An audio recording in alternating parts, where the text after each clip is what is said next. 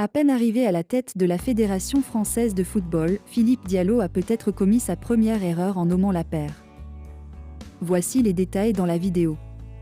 Bon visionnage! Mais avant de commencer, n'oubliez pas de vous abonner et de cliquer sur la cloche de notification pour ne pas manquer nos prochaines vidéos. Depuis mercredi dernier et la mise en retrait de Noël Le Graët, Philippe Diallo assure l'intérim à la tête de la FFF.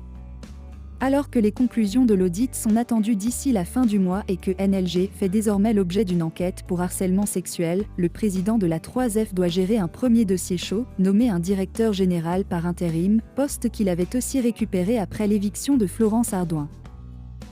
La paire, un choix qui fait grincer des dents. Sauf que cumuler les deux fonctions n'est pas très réglementaire d'un point de vue juridique.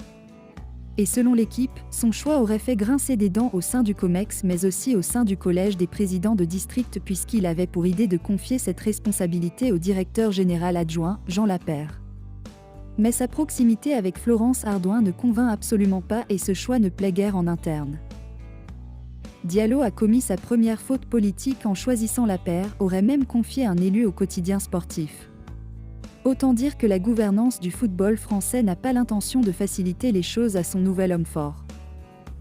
Retrouvez l'actualité du monde du football en France et dans le monde sur notre site avec nos reporters au cœur des clubs. Il a tenu ses premiers mots ce jeudi au siège de la FFF. Avec pour ambition de rassurer et d'enfiler le costume de patron du football français.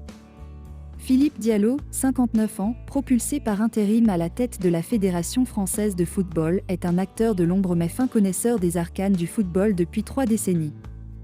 Méconnu du grand public, il a dirigé pendant près de 30 ans, de 1992 à 2021, l'Union des clubs professionnels de football, UCPF, le syndicat patronal des clubs professionnels, et a joué notamment un rôle important dans les réformes des transferts de joueurs, en faisant preuve d'habileté politique. À présent à la tête de la fédération, au moins jusqu'au prochain comité exécutif, Diallo aura pour mission de stabiliser une instance fragilisée. Il n'a aucun relais, il ne pourra pas rester, il fera juste l'intérim, juge toutefois une autre source proche de la FFF. A contrario, Frédéric Jaillant décrit un homme ambitieux de par sa formation et son background, qui sera difficile à déloger. Une fois qu'il sera en poste, on verra que c'est plus the right man at the right place plus la bonne personne au bon endroit, note de la rédaction, ce sera une évidence pour tout le monde, selon lui.